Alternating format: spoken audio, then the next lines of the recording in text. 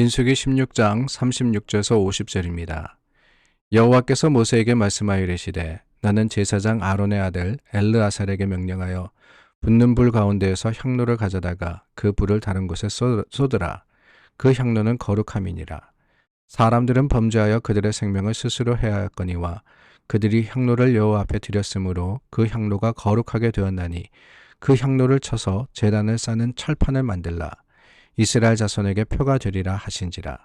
제사장 엘르아살이 불탄 자들이 드렸던 놋 향로를 가져다가 쳐서 제단을 싸서 이스라엘 자손의 기념물이 되게 하였으니 이는 아론 자손이 아닌 다른 사람은 여호와 앞에 분향하러 가까이 오지 못하게 함이며 또 고라와 그의 무리와 같이 되지 않게 하기 위함이라. 여호와께서 모세를 시켜 그에게 명령하신 대로 하였더라. 이튿날 이스라엘 자손의 온 회중이 모세와 아론을 원망하여 이르되 너희가 여호와의 백성을 죽였도다 하고 회중이 모여 모세와 아론을 칠 때에 회막을 바라본즉 구름이 회막을 덮었고 여호와의 영광이 나타났더라. 모세와 아론이 회막 앞에 이름에 여호와께서 모세에게 말씀하여 이르시되 너희는 이 회중에게서 떠나라. 내가 순식간에 그들을 멸하려 하노라 하시매 그 두 사람이 엎드리니라. 이에 모세가 아론에게 이르되 너는 향로를 가져다가 제단의 불을 그것에 담고 그 위에 향을 피워 가지고 급히 회중에게로 가서 그들을 위하여 속죄하라. 여호와께서 진노하셨으므로 연병이 시작되었느니라. 아론이 모세의 명령을 따라 향로를 가지고 회중에게로 달려간즉 백성 중에 연병이 시작되었는지라. 이에 백성을 위하여 속죄하고 죽은 자와 산자 사이에 섰을 때에 연병이 그치니라. 고라의 일로 죽은 자 외에 연병에 죽은 자가 14,700명이었더라. 연병이 그침에 아론이 회막문 모세에게로 돌아오니라. 여러분 오늘 말씀 읽으시고 들으시면서 놀라지 않으셨습니까? 놀라기만 하신 것이 아니라 저는 그 말씀 듣고 참 두려웠습니다. 무슨 말씀이냐? 41절입니다. 이튿날 이스라엘 자손의 온 회중이 모세와 아론을 원망하여 이르되 너희가 여호와의 백성을 죽였도다. 이튿날. 무슨 이튿날이냐? 어제 무슨 일이 있었느냐? 다른 게 아니죠. 고라와 그 일당을 하나님께서 벌하셔서 땅바닥이 갈라지고 그들이 수월에 떨어진 바로 그 일을 이야기하는 겁니다. 그러므로서 하나님께서 그들을 죄로부터 구별하셨고 그리고 또 이스라엘에게 본을 보이셨습니다. 그런데 그 이튿날 이스라엘 자손이 뭐라 그러느냐?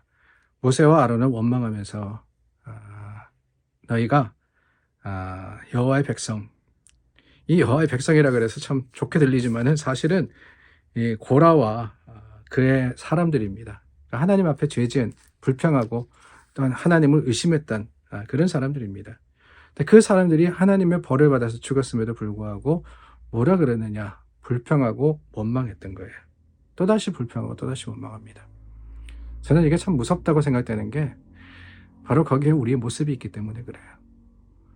우리가 하나님의 사랑으로서 용서받았음에도 불구하고 매일매일 우리가 회개하면서 하나님께 나아갈 때 하나님께서 그 회개의 고백 가운데 우리를 다시 한번 정하게 하심에도 불구하고 하루가 채 지나기 전에 또 어떻게 합니까? 또 죄를 짓듯이 이스라엘 백성도 그랬어요. 여태까지 여기까지 오면서 얼마나 많은 불평과 불만이 있었습니까? 그럴 때마다 모세가 하나님 앞에 나아가서 중보하고 강구하고 용서를 구하고 그럼으로써 겨우겨우 여기까지 왔는데 그 불평 때문에 40년을 광야에서 지내야 되게 됐고 그것을 깨닫고 이제 우리가 돌이키겠습니다 했지만은 그것마저도 사실은 하나님의 말씀에 불순종이었다는 것을 우리가 보았는데 또 이스라엘 백성은 어떻게 하느냐? 원망합니다. 원망해요. 여러분 이 원망이라는 게 참 질깁니다. 그죠? 원망이라는 것은 우리의 삶을 무기력하게 하고 참 힘들게 함에도 불구하고 우리는 그 원망의 뿌리를 잘 끊어내지 못하는 것 같아요. 계속해서 우리가 원망 많이 하죠.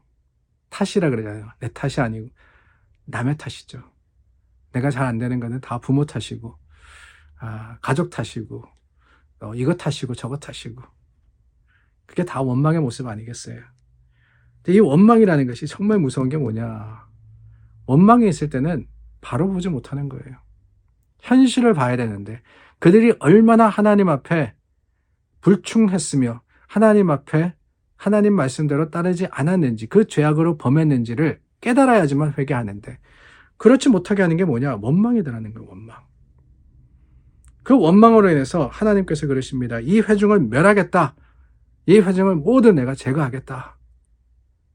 그런데 여러분 어제도 말씀드렸지만 여기에 중요한 게 있습니다. 46절 말씀해 보니까 모세와 아론이 급히 불을 피워다가 회중에 가서 속죄하라라고 아론에게 말씀을 합니다. 모세가 아론에게 이야기를 했는데요.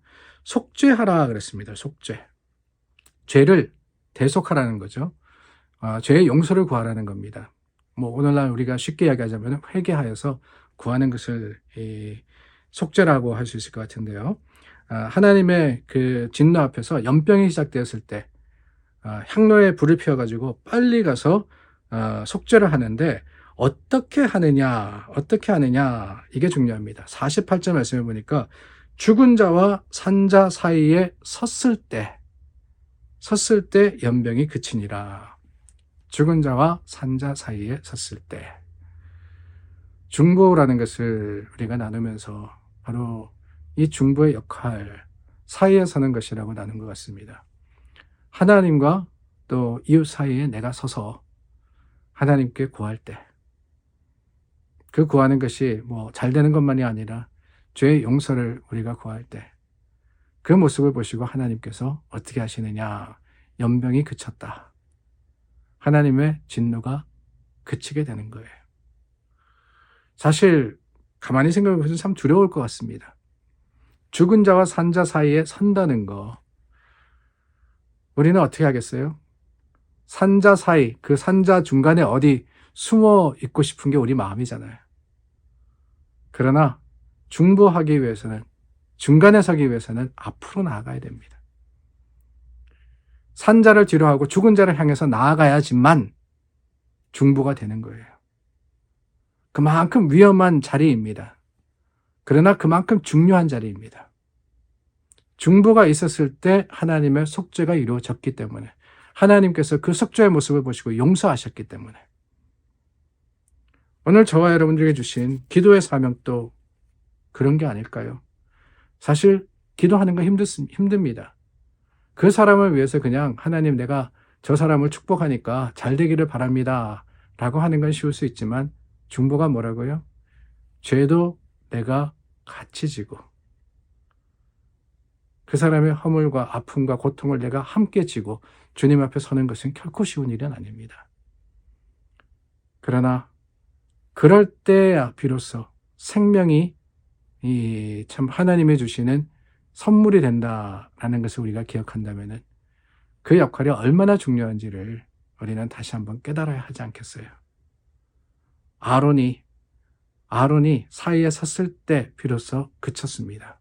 하나님의 그 진노가 그쳤던 것처럼 오늘 저와 여러분들도 주님 앞에 기도로서 기도의 향을 가지고 그 주님 앞에 나아갈 때 하나님께서는 우리의 모습을 보시고 이 세상의 여러 가지 고통과 아픔과 죄악과 또한 하나님 앞에 그 흉한 모습들을 그치게 하실 뿐만 아니라 하나님께서 범죄에 대한 심판이 아니라 오히려 우리를 불쌍히 여기심으로써 용서하시고 새롭게 하실 것을 믿고 그 역할을 잘 감당하는 우리 믿음의 사람들이 될 수 있기를 바랍니다.